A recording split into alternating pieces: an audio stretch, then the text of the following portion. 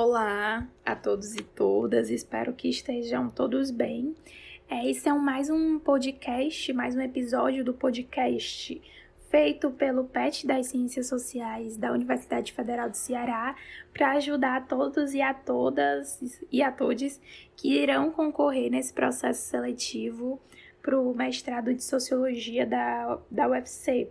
E bom, cada episódio nós abordamos um capítulo ou um texto que será cobrado no processo seletivo, especificamente na prova escrita. E hoje nós iremos abordar o Pêndulo da Democracia, do Leonardo Avritzi, que especificamente o capítulo 5, né, Regressão Democrática e o Futuro da Democracia do Brasil.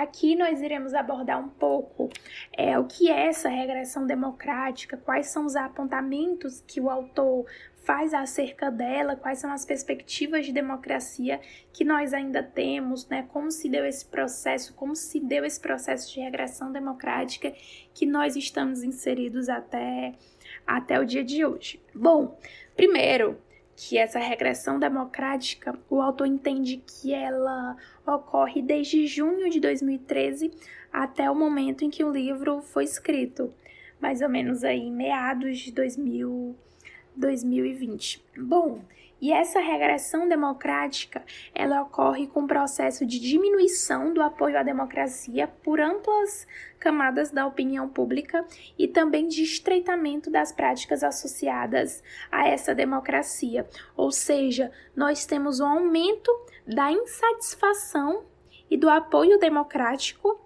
e também temos um aumento de práticas antidemocráticas. É essa caracterização que nós temos de regressão democrática. Bom, eu inclusive indico a todos e a todas a verem um gráfico que tem na página 143, que é um gráfico que mostra a satisfação com a democracia desde 2002 e 2018. Nesse gráfico, é muito perceptível que em 2006 e 2010 nós tínhamos uma certa quantidade razoável de satisfação com a democracia. Nós tínhamos ali em torno de 42,7%, 44,4%, e em 2018 nós tínhamos 19,4% de satisfação com a democracia. Ou seja, houve uma redução de um percentual mais ou menos em torno de 20%, mais de 20%. Então isso é muito basilar para essa caracterização do que se caracteriza a regressão democrática. Se até meados da década passada nós tínhamos uma satisfação razoável com a democracia, e aí por vários motivos, seja porque o país tinha conseguido estabilizar a moeda, diminuir a pobreza, as desigualdades sociais, em contrapartida, em 2018 nós tínhamos uma satisfação baixíssima.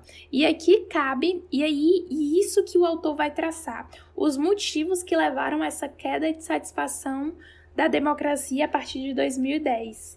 E em seguida nós também iremos ver como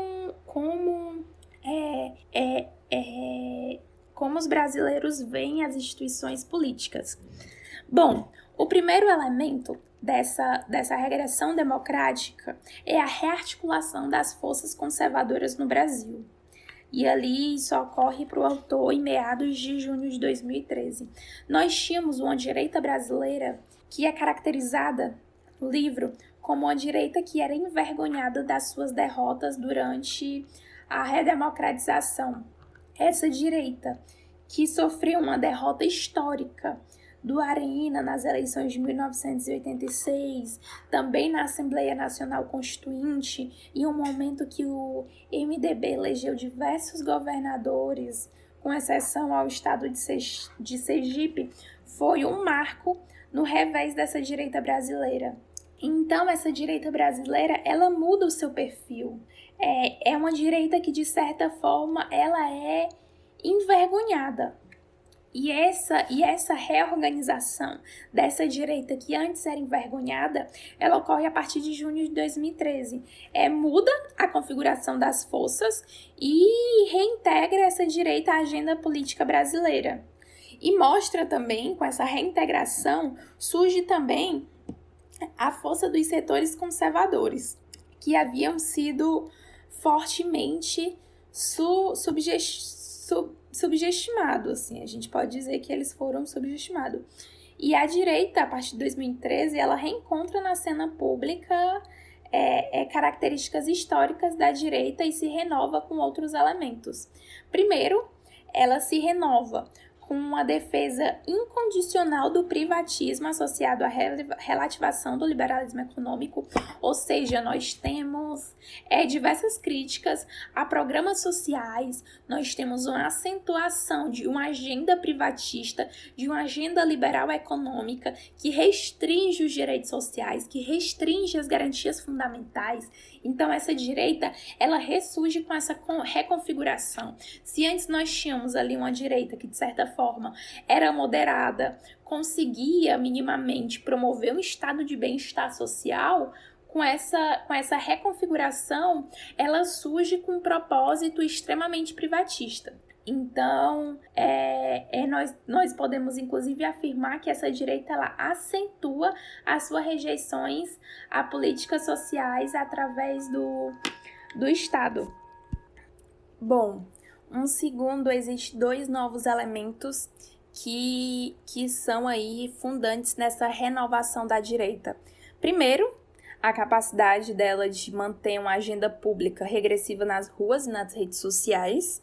A direita ela conseguiu reestabelecer um papel fundamental, mobilizando diversos indivíduos para irem para as ruas pelas suas pautas, mas como também ela conseguiu promover uma difusão dos seus ideais, das suas práticas, dos seus alicerces através das redes sociais. E, bom, um outro elemento que é fundamental nessa reconfiguração da direita é a sua relação com as questões morais bastante regressivas.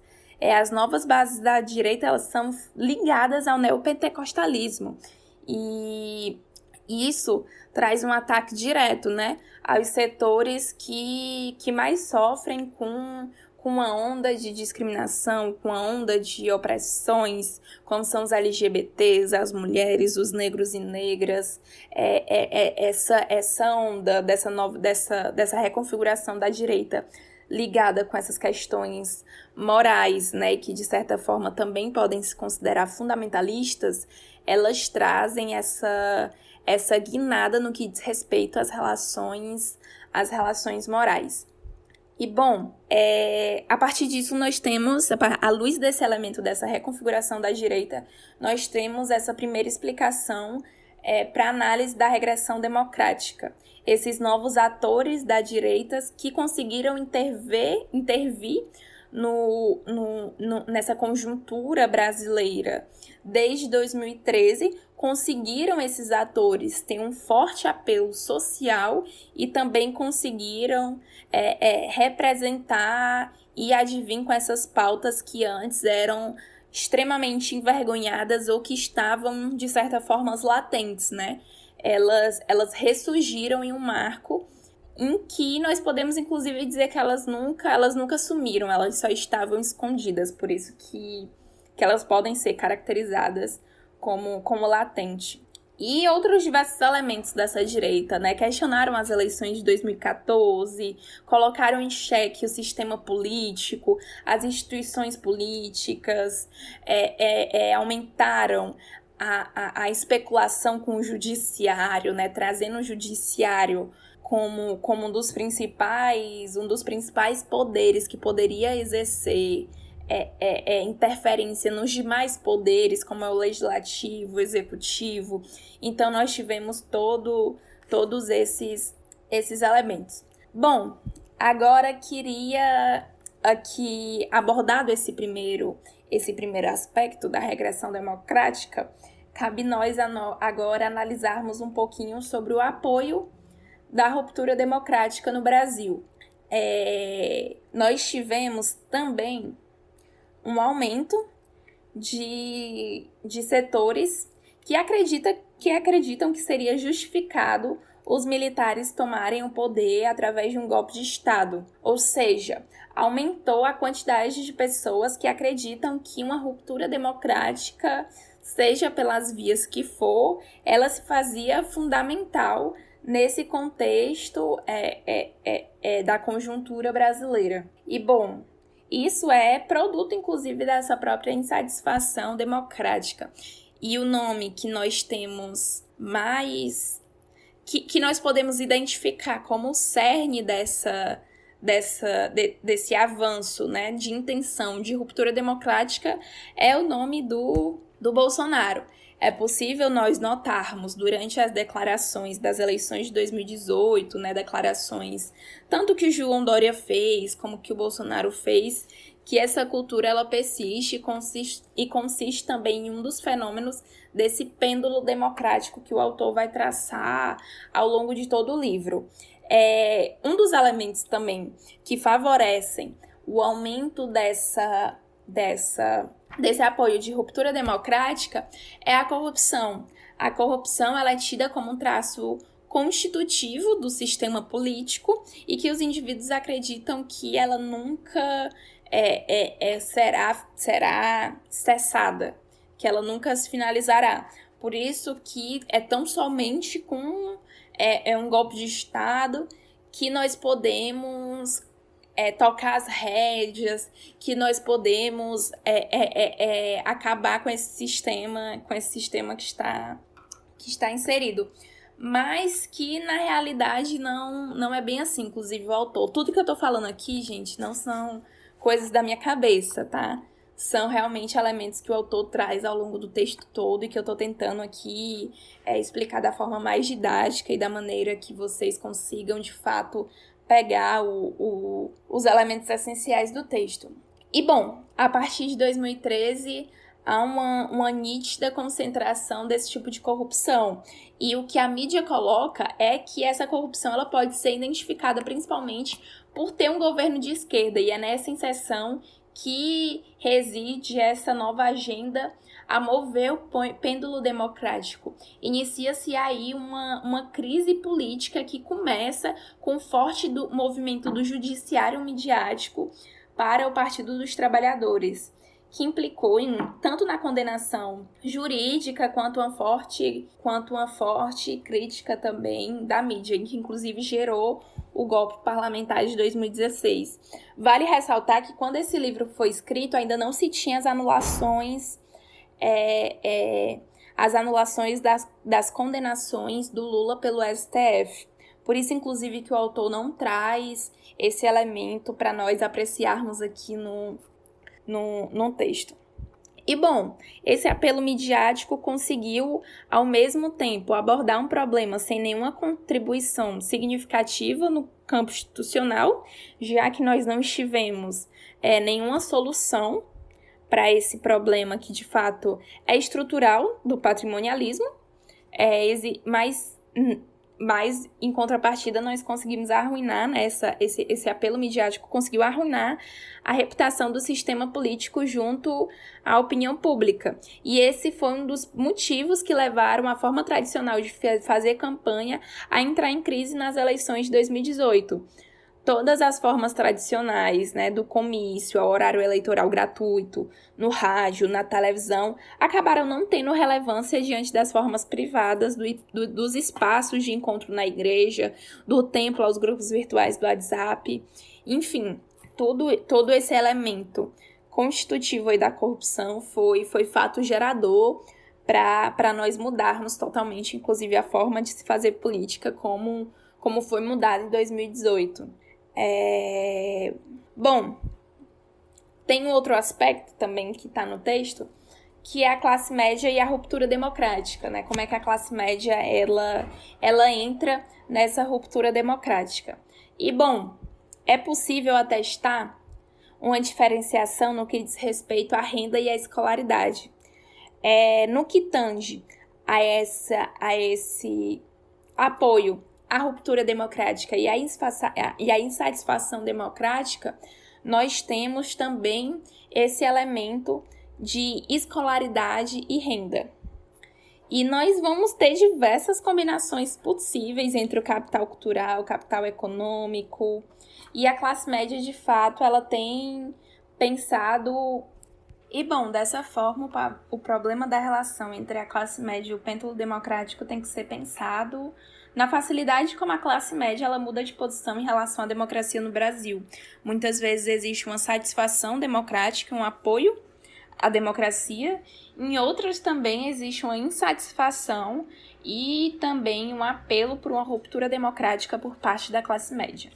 E, bom, o último elemento para nós finalizarmos nossa discussão é acerca da opinião pública. E o pêndulo democrático, ele tem seus movimentos também vinculados e produtos sobre o que a opinião pública pensa e as tensões que surgem através da opinião pública. E, bom, a partir de 2014, nós temos, de fato, um aumento dessa tensão entre voto e opinião pública. E a opinião pública é uma categoria, da modernidade que expressa o fato de um conjunto de pessoas que não ocupam posições de poder estabelecer julgamentos sobre aquilo que o governo faz, o que o governo não fez, ou diversos outros contextos. Então, os indivíduos eles discutem a política e formam opiniões a partir das informações que eles detêm em troca. Esse é o processo de formação da opinião pública. E ele tem se concentrado principalmente através dos meios de comunicação e meios eletrônicos, redes sociais, enfim. Nós tivemos nesse último período uma ascensão de como a mídia via o sistema e a corrupção institucional. E, bom, a mídia ela exerce esse papel fundamental e de definir como a opinião pública vai pensar, o que a opinião pública vai discutir. E nesse último período nós tivemos tanto o avanço do judiciário como instrumento político e também nós tivemos a mídia se utilizando desse arcabouço político-jurídico para fazer um espetáculo midiático. E, bom, isso tem influência direta na opinião pública, e a opinião pública, a partir do momento que ela é informada não apenas pela mídia televisiva, mas por uma constelação de atores midiáticos, elas começam a sancionar posicionamentos contra o sistema político. E isso tem implicação no processo eleitoral, nas conversas via WhatsApp, e também é um elemento que vai corroborar com esse pêndulo democrático e também vai corroborar com a regressão democrática. Então, esses são os principais elementos que o autor aborda acerca da regressão democrática. E agradeço a todos que escutaram até aqui. Para finalizar, desejo a todos uma boa prova. Espero que a nossa universidade ela se encha cada vez mais de estudantes, mais de povo, mais de indivíduos e sujeitos que compõem os diversos setores. Enfim, é isso. Eu te agradeço.